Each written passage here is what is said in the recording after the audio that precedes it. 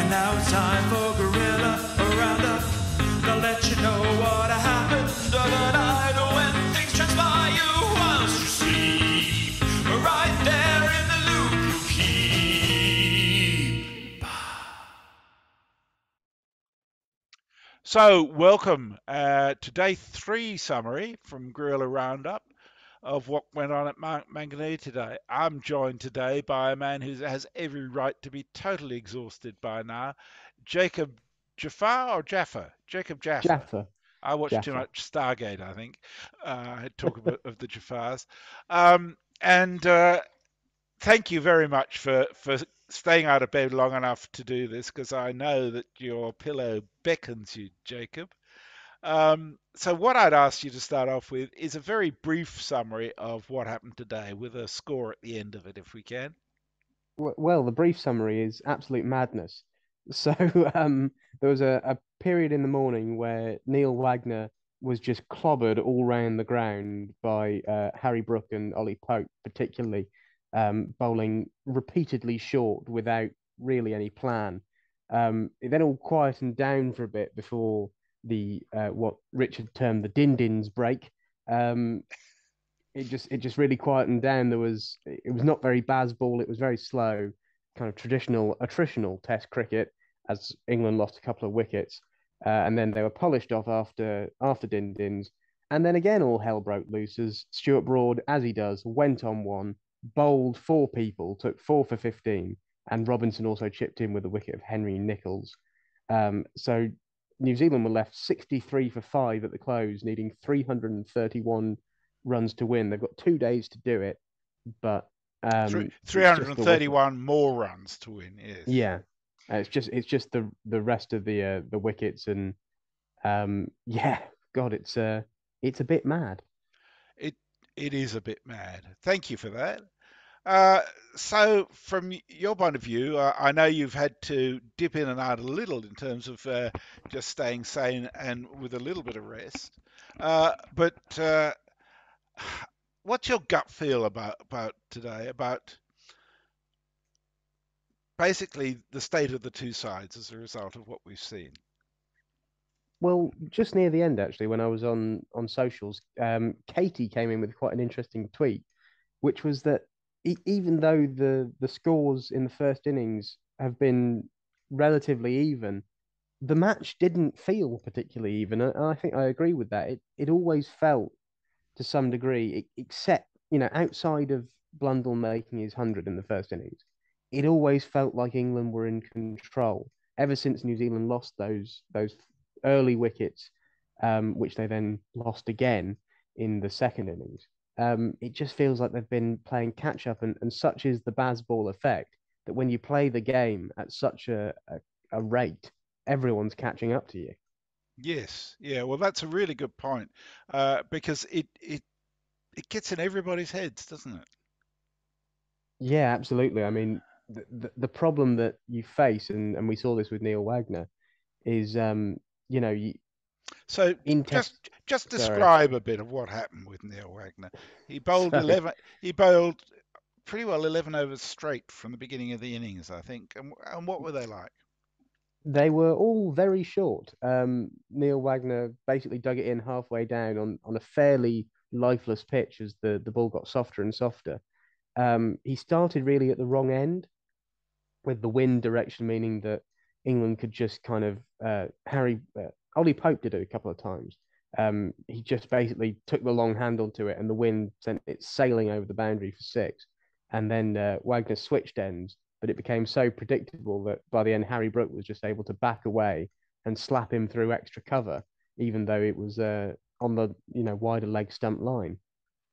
Uh, and just to give some figures, in all, Wagner bowled 13 overs and conceded 110 runs. He took 2 wickets, but at huge cost.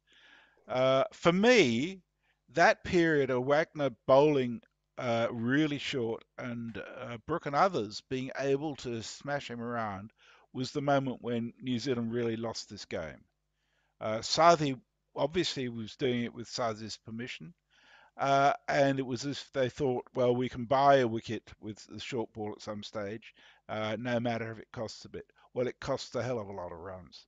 It, And I think that's the baseball effect, because if you know, in Test cricket, obviously sometimes, you know, Ben Stokes has been on a phenomenal run of captaincy, but sometimes your plan doesn't work, and you go through plan A, B, and C, and none of them work. And you know, when you're doing that, you go through the plan for an hour and it's not working. In most games, you know, you get about what, 12 overs, maybe 3 runs and over. So you're giving away about 40 runs. Whereas mm, England, when mm. they're going at 10, in that hour, you can give away 120 runs and the game can go. Yeah, well, even with the quiet period after towards the end that you described, England still scored at 5 runs and over. But looking at the other bowlers, Tim Southee went at 3.3. Uh, Blair Tinkner went at 4.6. Bracewell went at 3.4, and uh, Kugelheim went at 5.8. So relatively expensive by Test standards, but not massive. On average, they probably would have gone for about 4.5 runs and over. But by the time you throw in Wagner going at that, you're over 5 runs and over. And at one stage, they were up 6.5 and over. And Mm. the game just ran away from them really, really fast. And that's what happens with baseball if you can't find some way of stopping it. And for me, that was really poor competency just to keep on the same way without looking for some other way to do it. I mean, just to pitch up one or two, the batsman would have been so surprised he probably would have given his wicket away anyhow. It was And just, we almost saw that a couple of times. Harry Brook, I think it was when Kugelheim was bowling, actually. Harry Brook kind of edged one through the slips because he was so far back on his heels that as soon as just a ball on a good length came, he just jabbed at it with his hands. yeah, that's right. Now, none of the England batsmen made big scores, but you had Pope on 49, Root on 57, Brook on 54, and Folkes on 51. And even the tail end, Stokes made 31 and Robinson 39. What was your view of the individual batters and how they performed? Well, there was a bit of a trend of 50 and out. It was an interesting one. There were a couple of seeming lapses in concentration. I'm thinking particularly of Harry Brook, who, you know, we've seen him get on these rolls before and he looks all of unstoppable, but then he just hung his bat outside the off stump pretty unnecessarily. Mm, Um, you know, no foot movement, but I think that came from being so set back in his crease, back on his heels for the short ball. So, you know, maybe if you're being uber generous, you could say Wagner bought wickets for other people in that sense, but he gave away a hell of a lot of runs doing it, and probably the game. indeed. And what about Root? I mean, he did make 57 runs, but he got out reverse scooping this time, I think, wasn't it? Reverse Uh, sweeping, yeah. reverse sweeping, reverse scoop in the first innings. Um, there's a part of me that thinks that he doesn't need to lower himself to desperate levels to get runs because he can get runs beautifully without bothering to do that. Is he impacted, do you think? I asked this question to Gary the other day. But do you think he's impacted in the way he plays by the psyche of the team? I think it doesn't necessarily suit his traditional role as the sort of accumulator. Mm, Um, but then again, if you look at when he used to play in the T20 side, uh, he was that kind of backbone, just staying there, run a ball, while everyone else tried to smash it around. And I think he could find that niche in this team. He's had a run of slightly lower scores, um, and has got out with a couple of interesting shots. But I think, you know, he will never be criticised under the current management for getting out while being adventurous and trying to move the game along. But that's maybe true. if you're Joe Root, you could say there's, you know, 10 other people here who can really move the game along, and I just need to be the solidity as Yeah. probably the best batsman. I accept your point about him being a bit of an anchor in the T20, But 60 runs at a runner ball in a T20 is acceptable if everybody else around you is able to score as a result of that. But 60 runs at 50 balls, say, in a test match. Well, here he scored, what, 57 from 62, that sort of thing.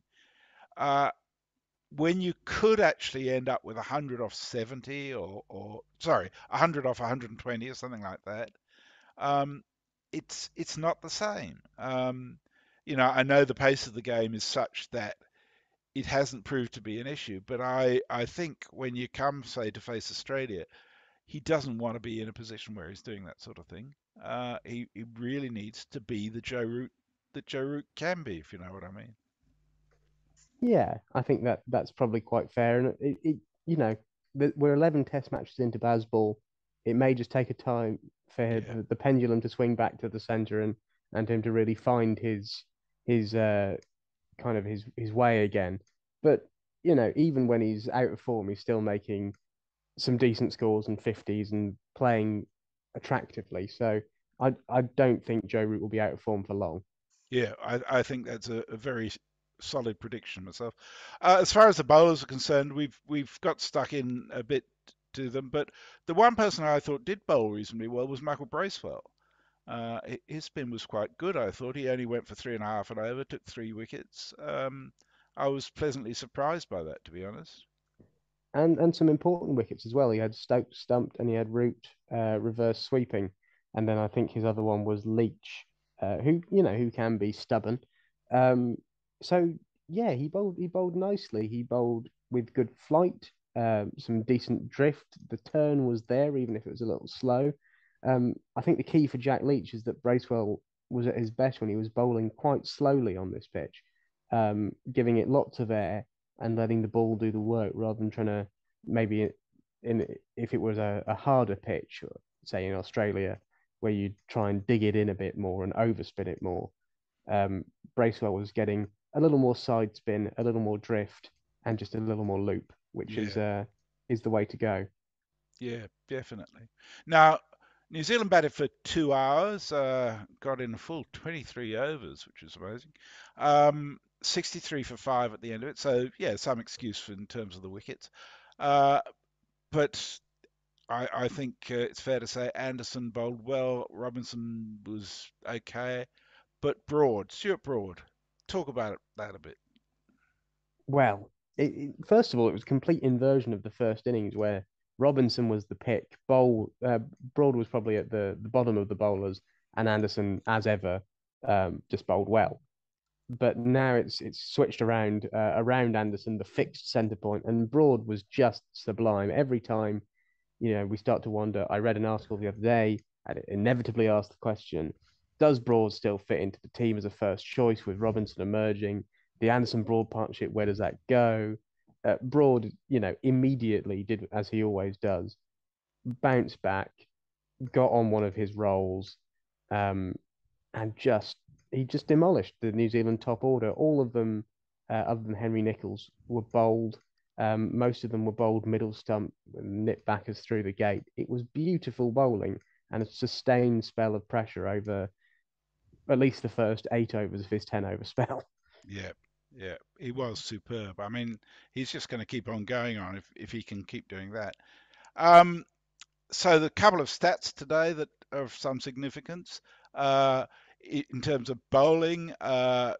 Wagner managed to concede more runs in his first 11 overs than any bowler ever has previously in Test cricket, which is quite a feat considering there's been some dogs around in the last 150 odd years.